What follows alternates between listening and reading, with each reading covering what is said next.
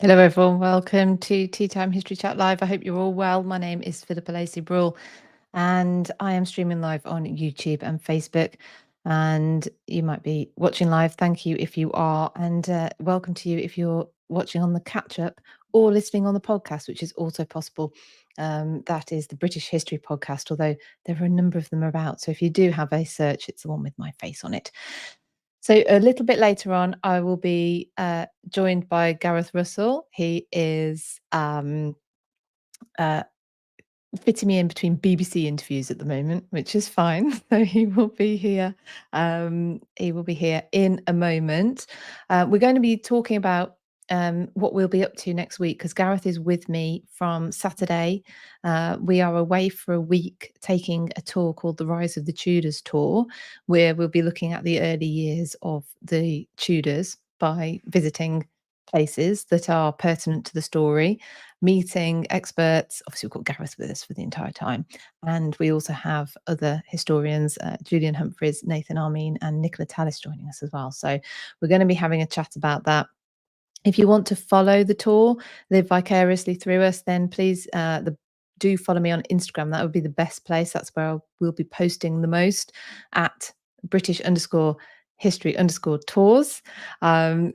Katie's in the chat. She will be with us next week as well. So it's all going to be lovely. You might have seen yesterday I was in Gloucester, Laurie as well.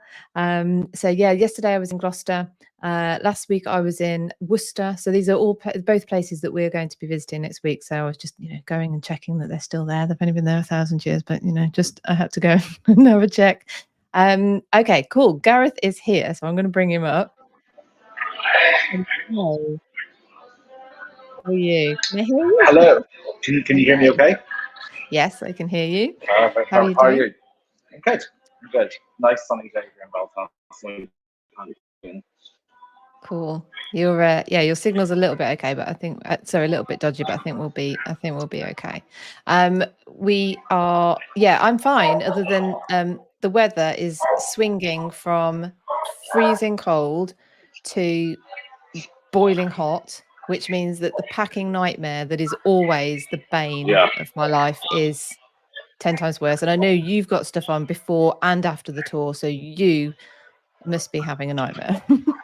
yeah, well, I mean, I'm lucky though that I have you to tell me. By the way, we're swinging from polar to sunblitz, but yeah, I actually have these zip up things you put, like one shirt, one shoe that you put in the suitcase. I have One shoe, just one shoe. Yeah, well, actually do fit one shoe, so they're useless. But all the rest of them are very good in terms of just like kind of minimizing the packing chaos as much as I can. But we should be better at this by now.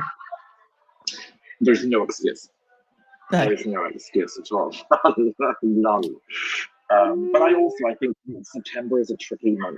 I think for like in Britain, it's just a slightly trickier month to plan for. It is. It's beautiful. It is actually, like, the leaves are turning here already, so it's going to be very beautiful. Yeah. In the chat, we've got Becky and Laurie and Katie, all of whom are joining us. Jennifer as well. So we'll be seeing you all in a few days' time. So I thought it'd be cool to have a little chat about where we're going and what we're doing, because this is the first time we've done this tour. Yes, I'm really excited for this one. This one's going to be, really, really good. Maria says, it should really say Gareth Russell, author of multiple awesome books, including The Palace. There you go. You've got to do a longer tagline. That's very kind, and there is a character limit, which limited my self-praise. Thank you very much. I've actually product placed, look behind me. You've got The Palace and Young and Damned and Fair behind me, because next year we're doing the Catherine Howard tour, which is already sold out based on your book. So that's going to be really, really fun. Exciting. So next week we start by going all the way over to South Wales, and we're going to visit first a castle called Cairu Castle. Now, we would have gone to Pembroke, but unfortunately some very fit people have decided they're going to cycle all the way around South Wales on the day that we were supposed to be going to Pembroke and close everything on their way. So we're going to go to Cairu though, but you've got some interesting Cairu Castle as well as the Tudor links. I'm going to put a little picture up of Cairu Castle. Don't know if you've ever seen this one. I think you might have visited here as well. It's got the arms of, I think it's Henry VII and Arthur Tudor. Yeah, I think it is Arthur as well. It's I mean, first of all, the very fit people are usually you, Yeah. which is so it's sort of from the other end of it. Yeah, Cairu's really interesting just because it's also. I mean, I briefly spoke about this in Young and Damned and Fair, but there also it was at the centre of a lot of witchcraft trials that were and panics that were happening. A little bit earlier than most of the witch hunts. I mean, most of the witch hunts we see is sort of like tail end of the 16th century into the 17th, but there are flashes in the 1520s, and Cairu has a link to one of the families that was really prominently involved. So there's a lot. Sometimes with these castles that you sort of forget just how many different generations interacted with them, if that makes sense. So that's one of the things I'm quite. I mean, Pembroke's beautiful and it would have been great to go, but Cairu has so much history and dark history baked into the stone. So I think it's going to be great for people to see. Yeah, I'm looking forward to going here. It turns out it was on some people's bucket lists as well, so I could pretend it was on purpose. But anyway, there you go. Yeah, of course. And then the following day we're going to Raglan. Well, we go to Raglan and then Gloucester, but Raglan, wow. So this is where. Sorry, go on. No, you go on. So this is where Henry VII, well, when he was a young boy, so Henry Tudor was. He was brought up for a number of years here while he was a ward of Sir William Herbert, so a Yorkist sympathiser, Yorkist, full stop, and apparently had a very good upbringing here, according to his biographers. His mother, Margaret, it wasn't. I mean, the ward system just it's horrible. There were people who didn't enjoy it, but broadly speaking, actually, I mean, many people like Henry VII, future Henry VII, they were well taken care of by the wardship families. And his mother was able to visit him here. So Nicola Tallis will be joining us toward the end of the tour for her talk on Margaret Beaufort. But in her book, she talks about there's I think she might have come here multiple times, but there's a 2-week period, which is quite a significant amount of time for her to be able to have visited, and she visits him here at Raglan. So we are following in the footsteps of Margaret Beaufort as well as her son. It's also quite it's quite a different castle. So if anyone's watching, so for the people who are listening on the podcast, I will try and describe. You've got sort of a gatehouse as you would it's not too unusual, 2 towers, a gatehouse in the middle. And then towards the left, there's this sort of, I don't know if it's octagonal, but it's not particularly square, keep. And that has its own moat, which you can't quite tell from this photograph. So you sort of go into the nice parts, and then as you go in, the family apartments, whatever, and then you'd have to go all the way through and over a drawbridge to get to the keep, which obviously is the most secure part. It's a really interesting design, just layout and setup. Yeah. I think it's one of the things that I'm quite excited to show people with this tour and to obviously experience it myself as well, is that when you're doing a tour like this and seeing places like Raglan or Cairu, you get a real idea of what medieval life was like, but also this idea that everyone woke up on the 23rd of August 1485 and the Middle Ages were over. It just doesn't, you see that Henry VII really was, and Elizabeth the Pure, they were children of the Middle Ages. And you get, I think, a really potent sense of medieval life that sometimes with the Tudors, we tend to forget a little bit, and we're thinking slightly more things like Hunterport, or St. James's Palace. This gives you an idea of really the world in which the Tudors were forged. Yeah, luckily we have tarmac roads, which they didn't. Yeah, and yet it still takes quite a lot of travelling across Wales to see these places. I think that's the interesting thing. I always think it's when we went to Hever. I think even though yes, we're on roads and in a nice, very comfortable bus, it still gives you a slight idea of just how much they were on the road.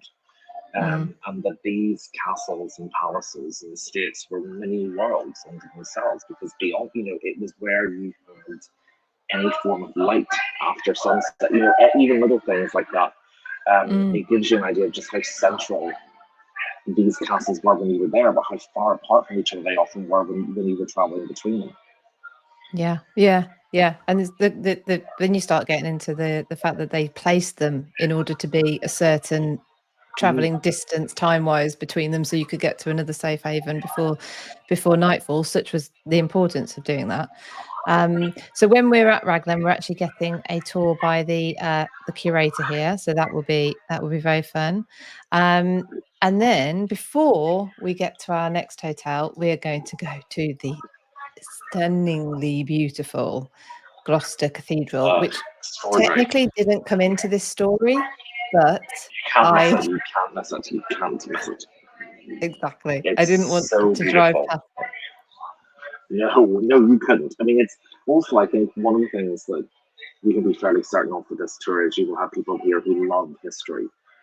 And the theme, I think, has to have a slight permeability so that people look. This wasn't built in the time that the Tudors were rising, but they would have worshipped here, and it's very much it was. I mean, when you see Edward II's tomb, I think you get an idea of what kingship meant. And really, sort of, in many ways, I mean, I could make a claim that it does fit into the rise of the Tudors now that I say this, because I think the first step that led to Henry VII began with Edward II, because I think this was the first time in English history that the body of the king had been brutalized off the battlefield. And I think 1327, Edward II vanishes, sets in motion really a century and a half in which the body royal is no longer protected from politics rather than just battlefields.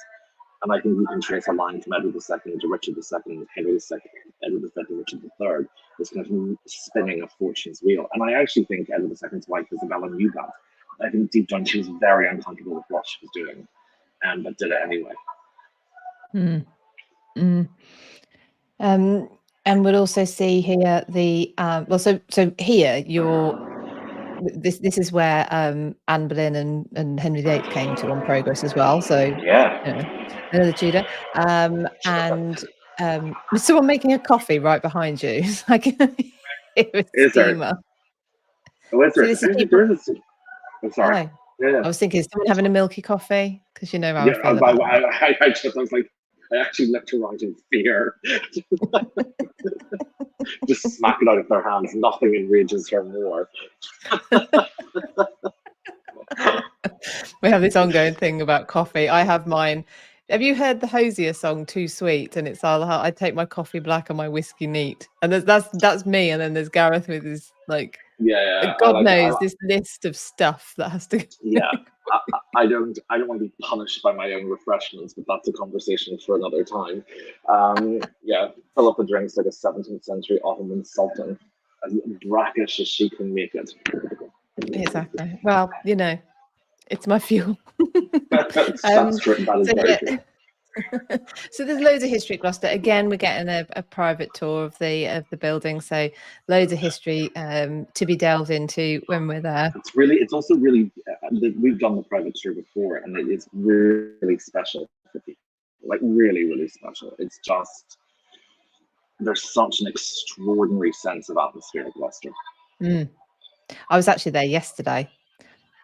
Because the Gloucester History Festival, the Gloucester History Festival is going on, so I took the opportunity to go, and I actually met with the archivist there, so we've got a little project we're going to be doing, which I'll tell you all about next week, and I'll tell everyone else about as soon as I can. So so that'll be fun. So then we go from Gloucester. The following day, we are going all the way down to Winchester. Now, I don't think I put this on the original itinerary because it can be difficult to get into, believe it or not. But the Great Hall at Winchester, which is actually generally supposed to be open all the time, but actually it closes very often because of I being was at a hired wedding out and there. stuff. I was at a wedding there, so I think that's just you saying. Oh, I wonder is it when they host events there as they want to close. Yeah.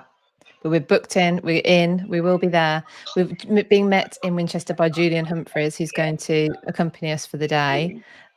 Very knowledgeable person, very entertaining. He's a good sort. But yeah, we'll see the Great Hall. So you'll get to see the round table. This is the legendary round table of Arthur. Painted in the Tudor colours, of course, though, by Henry. Who else? Henry VIII, I should say. And when we're there, you'll get a better look at the kingly figure there, which is supposed to be Arthur, but looks a little bit like Henry. Very, very like Henry. So yeah, we're going to Great Hall. Obviously, this is the birthplace of Arthur Tudor. And this is about the only. There are some ruins that you can see outside of sort of foundations and cellars, but this is the main part that still stands. A lot of it is, most of it is gone. But it has a very interesting follow-on history as the court and all sorts of stuff. So I don't know if you know a bit more than that, but Julian's going to be taking us through a lot of the history. Julian's the perfect guy for this. He really, really is. I mean, I might know a little bit more, but not like Julian's the guy. You'll be there at the back with your hand up. Just can I just add? No, I think I was going to set myself on fire than be a person who put my hand up and say, "Can I just add?" You're very good.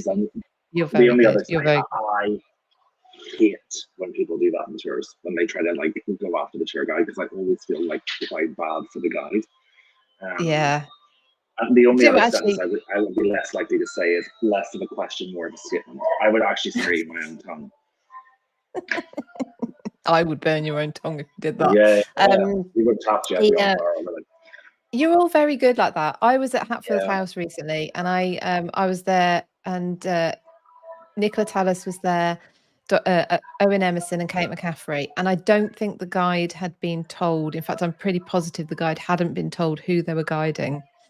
And I looked at them a couple of times because I thought that they were just so polite. There was no way they were ever going to. It's really the thing is, if you have to do something, you don't get any less intelligent by making somebody else feel less. It's just I hate it so much, and I think first of all, often the things that you are correcting these people with are sometimes wrong.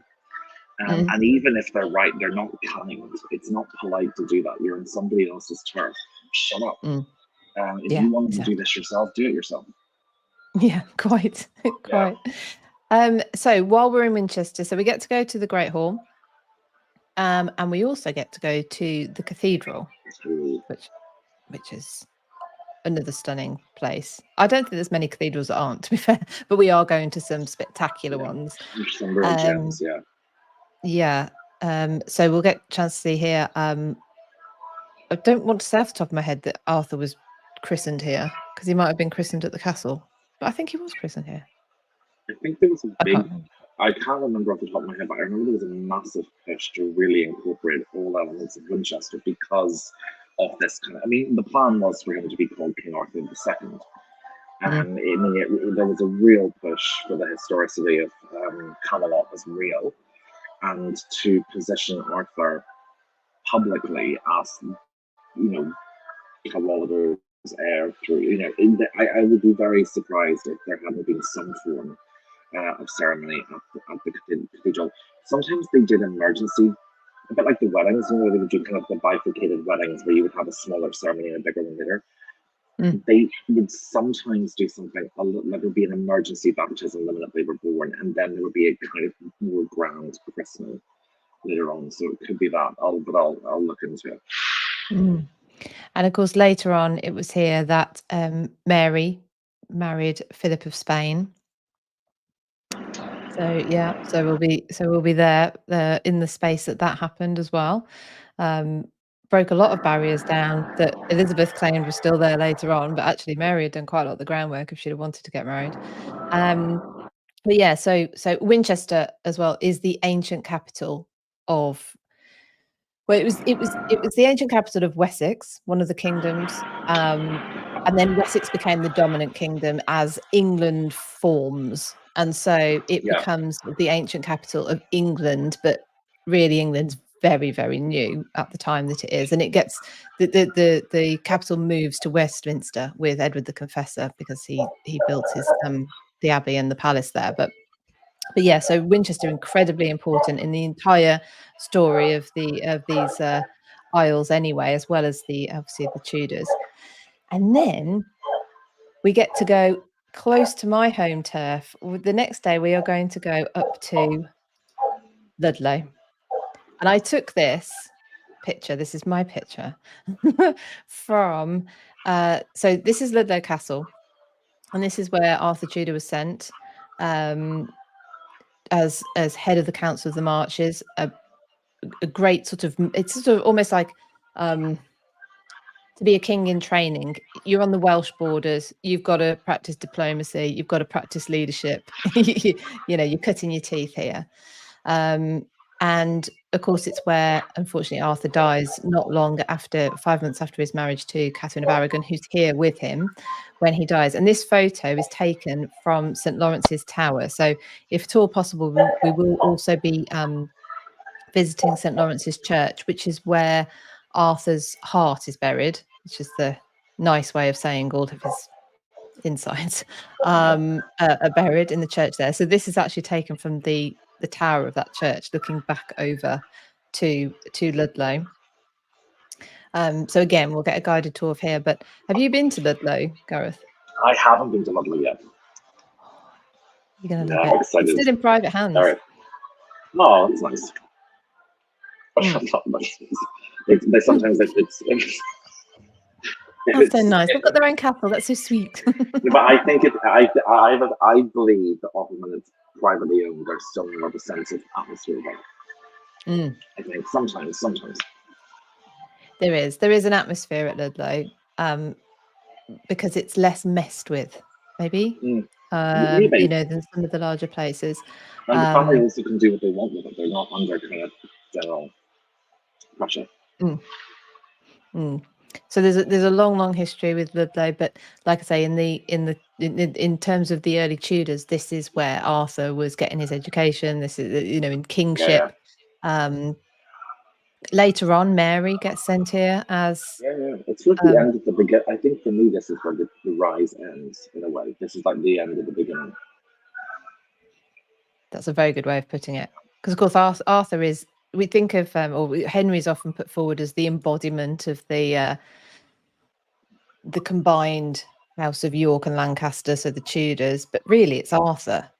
It wasn't supposed to be Henry at all, and everything, all the energy is going into Arthur from the moment his name is chosen, like you say, and his birthplace was chosen to link him to the legend of Arthur. It's insanely sad, actually, when you realize, you know, just this was it. This is the dynasty in embodied in this boy, and he's married, and there's probably going to be kids on the way soon, and then it's just whipped away. Yeah, it's the fragility of life, isn't it? I mean, yes, it was more fragile then, but that's true of all of us. Tomorrow isn't promised. Now, someone asked you something when we were on one of the tours.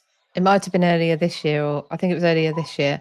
And you, with things like that, you explained it by way of referencing Game of Thrones. Do you remember what you said? Because I thought it was great.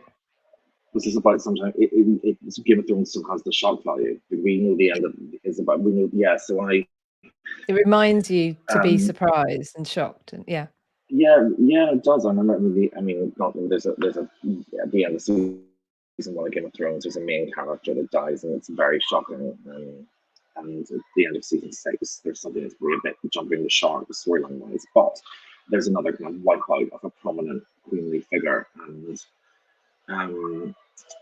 I think in many ways, because we know how it ends, we're not surprised that what happened to Anne Boleyn was jaw-dropping. I mean, really, I think right up until the end, I think even after it happened, some people couldn't believe he'd done it. And I think that you extend that backwards to all of them. You have to be surprised by this. And Game of Thrones, in many ways, because it was medieval-esque, and actually in many ways, some of the details, particularly in the books that he gets, are brilliant. I understand why Dan Jones said that the prequel Fire and Blood is like a chronicle.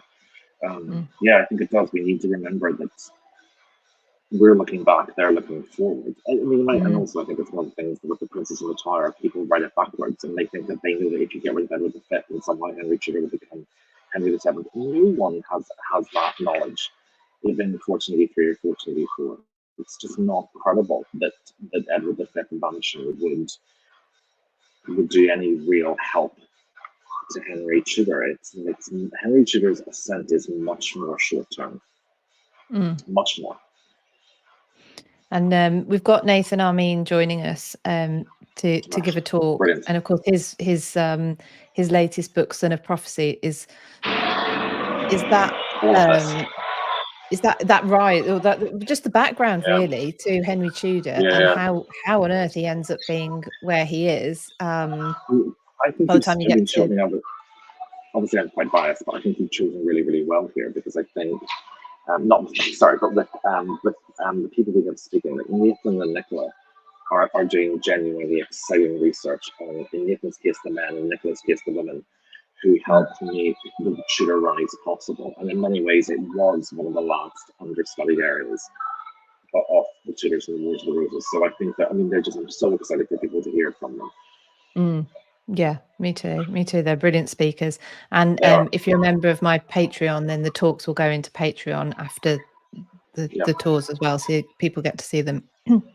And then we really are on my home turf. On our final day, we will be heading to Worcester, which is where Arthur's funeral took place, and where he's buried. There's King John's feet in the right-hand side of the picture. So Bad King John is also in Worcester, but he did set the royal precedent, of course, for there being for it being a sort of appropriate burial place for Arthur. And there's this incredible chantry. It's very Westminster. It's very Lady Chapel, the Henry VII Chapel at Westminster Abbey-esque, and that apparently is due to the fact that it's probably the same stonemason designer. Yeah, probably. I'd say probably. Probably, likely, yeah. Actually, I'd say likely rather than probably. So when we get there, you are again following in the footsteps, obviously, of everybody who would have attended that funeral. But Henry VII had been before Arthur. Henry VII had been to Worcester on a progress. And much later on, you have Elizabeth I, 1575, I believe. I can't remember when Henry VII was there, but Elizabeth, I think, is 1575. She was here on progress.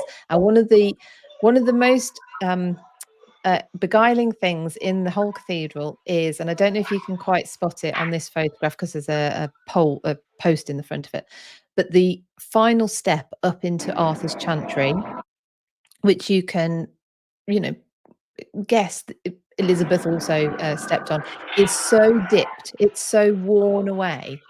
There's this, it's almost like a pillow dip in it of the thousands and thousands of feet, tens of thousands of feet, whatever, that have been that have walked up and into Arthur's chantry. There's one that like that at Lincoln, except it's in the shape of two knees. And you can see that's how many people have knelt on it to pray. Yeah. Where's the bumping stone? There's a bumping stone. Is that Salisbury? Where the chorister, the little boys, like a big dent where the knock boys' head. That one's not quite so nice. This chantry as well is interesting for its follow-on history. The damage that was caused to it. each bit of damage, I've never heard anyone say exactly, we definitely know that was Edward's Reformation or the Civil War or Cromwell's Reformation. It's it could be both, of course. Yeah, the Reformation and the Republic are often quite hard to separate because there isn't great records of what was really done between them. Yeah, and it's a bit difficult to you can't just sort of get the stone back and so. But there's a tiny statuette of Henry VII looking over the chest tomb of Arthur in the chantry, which I'll point out to people, or I'll get the guide to point out to people when we're there. So Worcester, and I haven't got a photograph of it, but I've added into the itinerary as a little extra. We are going to go down to a place called the Commandery, which everyone on the tour, I'll tell them more about that before we go, which we've got a little bit of free time just to explore. And the Commandery is incredibly interesting because it used to be a medieval hospital. So it used to be the monastic hospital, that was linked to the priory, which was Worcester Cathedral before the dissolution. So there are still, they were covered up. There were paintings, friezes, which are really vivid and fill a couple of the rooms, which I'm excited to show people. And also they have the link to why we're there, the funeral pall of Arthur Tudor there as well. This incredible piece of fabric just shows, so it shows sort of really it just gives a glimpse actually into the splendor of the ceremony that must have taken place, which actually not a huge amount about, but yeah. So we've got loads of fabulous places to go. We've obviously got you doing a couple of talks and with everyone for the whole time. Julian joining us, Nathan, Nicola. It's going to be a fabulous finale to the year. I'm really excited. Really looking forward to it. That's wonderful. Well, thank you for joining me today. Thank you, everyone. And we'll be after. If anyone does want to travel with Gareth, we still have, I think, 2 places left on the Anne Boleyn tour for next May, and we're taking names down for the 2026 Anne Boleyn tour as well. And while I've got Gareth with me next week, we're working on a couple of other tours, which we'll release as soon as we can. Fabulous. Well, thank you, Gareth. I'll let you go because I know you're off to another interview now. Yeah. Listen, thanks, everyone. I'll see you in a couple of days. Yeah, I'll see you on Saturday. Thanks. Bye. See you soon. Bye. So that was thank you everyone for obviously he's in a cafe, so he was the bit of background noise, but he's fitting us in between BBC interviews. That's how important that man is. He's so fabulous, and he's not only just a fabulous historian, but a really great person to travel with. So if you've enjoyed his books, if you haven't ever read any of Gareth's books, by the way, I'd say you could. It depends on what kind of history you like. If you're very into the Tudors, I would say start with Young and Damned and Fair, which is the biography of Catherine Howard that he wrote, which is, I would say, the biography. But I'm getting biased, but I wasn't biased when I first read that. And then The Palace, which is 500 years of history from Hampton Court Palace. So obviously an iconic building, thought of as Tudor. It depends which actually depends on which photo you've seen of it. It's either Tudor or it's Baroque. As of course, William and Mary, the joint monarchs, got hold of it and rebuilt half of it. Would have rebuilt the lot of it if they could, but didn't get that far. Good for us. But Gareth's book on the palace is phenomenal as well. So right, I'm going to leave you there. If you want to follow on the tour, please do follow us on Instagram at British_history_tours. A few of you in the chat, I will literally see you in person on Saturday morning, ready to board the coach and get up to Wales. Bring layers is all I can say. Bring layers. We have sun, rain, frost. We're going to have it all. We're going to have it all. You're going to get to experience, most of you have been here before, I think. Well, all of you have been here before. But yeah, get to experience all of the English and Welsh weather. So can't wait to see you. And everyone else, please do follow along. I will be back So I have a show for you next week. So if you don't worry, I'm not leaving you high and dry. Next week at this time, there will be a show. I have interviewed, I've been having a chat with a man called Matt Brown. He is he's a journalist, but writes about London history, among other things. He is the one you might have seen the colorization of the copperplate maps of Tudor London. He's also colouring in. That makes it sound, but colorizing, is that a more adult term for colouring in the Georgian map of London as well? I think it's from the 1740s, and I wanted to chat to him. So anyway, that's that guy. So next week, you can hear my chat with him. And then I will be back live the week after to go into some of the places that we've been on the Rise of the Tudors in more detail. So if there's any particular one you want me to cover, just let me know and I will do that one first. If you're around tonight, then myself and Catherine Ibbotson, we are the History After Dark girls. Dr. Cat is currently in hospital having her baby. So it will be just me and Catherine tonight. We are scoring the last 3 history heroes. So please do come along and put your 2 pence into the scoring as well. We have Kat's scores, so we'll. She did those before she went in, so we're very, very organised.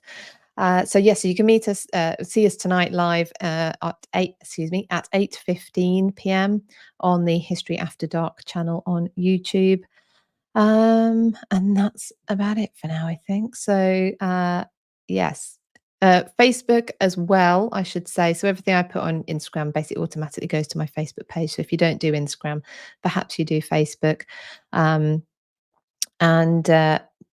I would say I'd post to YouTube, but I probably won't have time because it's a packed itinerary. It's so as well as all the places we go to, we have 3-course dinners together every night as well. So it's fabulous. We make a lot of friends on these tours. And have a great time. It is a geek out. We do chat history pretty much all the time, which is a lovely break from everything else going on in the world. No, I think so. Okay, everyone, thank you so much for joining me. Like I say, you can join me tonight live for History After Dark. I will be back pre-recorded, but back here next week, and then I will be back here again live the week after. So thank you all so much. Have a great rest of your day, and I will see you all soon.